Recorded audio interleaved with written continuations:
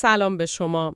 امروز میخوایم نگاه دقیق تر بندازیم به یه درگیری خیلی پیچیده توی کلمبیا با استفاده از اطلاعاتی که شما برامون فرستادید، از جمله بخش‌های از یه مستند. تمرکزمون روی منطقه تیبو هست، جایی که انگار 2 گروه چریکی دارن با هم میجنگن. سلام. دقیقاً.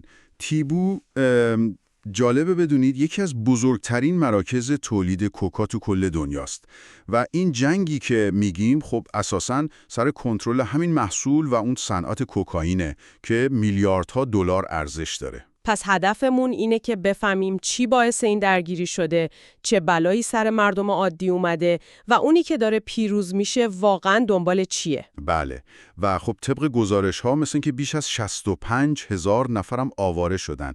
میگن این بدترین خشونت این منطقه تو 10 سال اخیره. واقعاً تکان دهنده است. خب بیایید از اول شروع کنیم.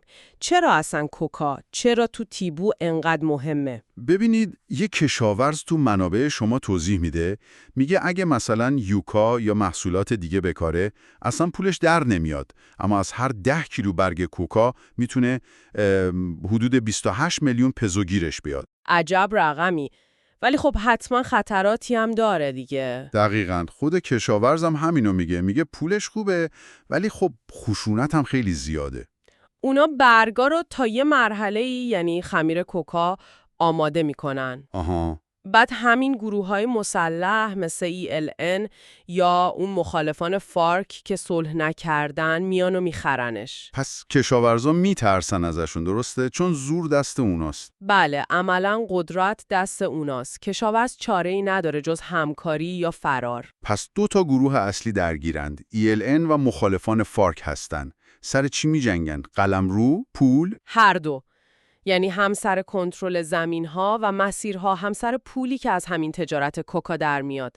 راستش اتهام سنگینی هم بهشون وارد شده که دیگه از چریک بودن تبدیل شدن به فروشنده‌های بزرگ مواد مخدر. یعنی یه جورایی کارتل شدن؟ یه جورایی.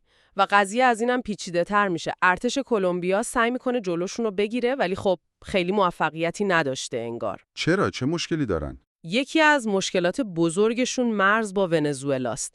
این گروه‌ها خیلی راحت میتونن برن اون طرف مرز، نفس تازه کنن، تجهیز بشن و دوباره حمله کنن. دولت کلمبیا هم که ونزوئلا رو متهم میکنه به حمایت از این گروه‌ها. بله، البته ونزوئلا رد میکنه. از طرف دیگه انگار رد پای کارتل‌های مکزیکی هم پیدا شده، مثل خالیسکو، سینالوا. این یعنی دیگه فقط یه دعوای داخلی نیست، یه شبکه بین المللیه. پس ارتش کلمبیا واقعا کار سختی داره. گفتی تجهیزاتشون هم مثل اینکه قدیمیه؟ بله، این هم هست. گاهی انگار فقط میتونن حضورشون رو اعلام کنن. مثلا یه جا هست تو فیلم که الکی به سمت تپه‌ها تیر میزنن که ببینن دشمن واکنش میده یا نه. حتی همون موقع اسلحه یکیشون گیر میکنه. خب این نشون میده وضعیت چقدر شکننده است. و خب تو این وضعیت کی بیشترین آسیب رو میبینه؟ معلومه مردم عادی، غیر نظامی ها. یکی از آواره‌ها تعریف میکنه چطور مسلح‌ها اومدن تو روستا، گفتن بچه‌های زیر سن قانونی رو میخوان ببرن. وحشتناکه. مردم مجبور شدن همه چی رو ول کنن برن. خونه، مزرعه، مغازه. دیدن که خونه‌ها، ماشینا رو آتیش میزنن، آدما رو میکشن.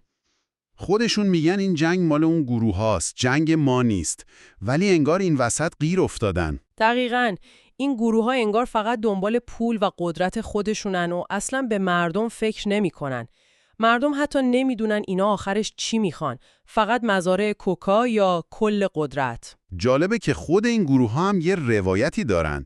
تو مستند با یه نفر از ELN صحبت شده، درسته؟ ریکاردو؟ بله. اون سعی میکنه بگه ما با قاچاقچی فرق داریم.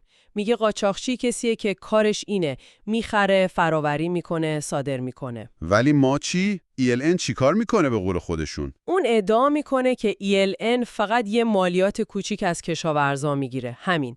که مثلا پول غذا و لباس نیروهاشون و هزینه‌های جنگ در بیاد. میگن ما به خود کوکائین کاری نداریم. ولی این ادعای مالیات کوچیک چقدر با حرفای اون کشاورزی که از ترس و فشار میگفت یا با گزارش‌های دیگه جور در میاد؟ خب همین دیگه. این حرف با خیلی از شواهد و گزارش‌ها نمیخونه. یعنی به نظر میرسه مرز بین اون چیزی که ادعا میکنن، یعنی مبارزه ایدئولوژیک، و کاری که واقعا میکنن، یعنی تجارت مواد مخدر، خیلی کمرنگ شده. و باید اینم یادآوری کنیم که یه زمانی یه توافق صلحی هم بود. درسته، سال 2016 گروه اصلی فارک با دولت صلح کرد. اما ELN و یه عده از خود فارک این صلح رو قبول نکردن. الان هم رئیس جمهور جدید پترو که خودش قبلا چریک بوده، اومده و وعده صلح کامل داده. ولی مثل اینکه این گروه‌ها به جای صلح بیشتر دارن با هم می‌جنگن سر قلم رو. دقیقاً، به خصوص نزدیک مرز ونزوئلا مناطق زیادی رو گرفتن و درگیری بین خودشون هم خیلی شدیده. خب پس به نظر میرسه یه چرخه خیلی بدی تو تیبو شکل گرفته. کشاورز مجبور کوکا بکاره، گروه‌ها سر پولش می‌جنگن، دولت هم زورش کامل نمیرسه. بله، و روایت ها هم خیلی با هم فرق داره. از کشاورزی که گیر کرده تا چریک هایی که ادعاهای خودشون رو دارن و مردمی که فقط قربانیان. فهمیدن واقعیت خیلی سخته. و این سوال رو برای شما باقی میذاریم. تو شرایطی که پول حرف اول رو میزنه و دیگه معلوم نیست کی دنبال چیه، ایدئولوژی، پول یا فقط بقا، اصلا راهی برای صلح واقعی تو جایی مثل تیبو هست؟ چه اتفاقی باید بیفته که این چرخه خشونت و کوکا بالاخره یه روزی تموم بشه؟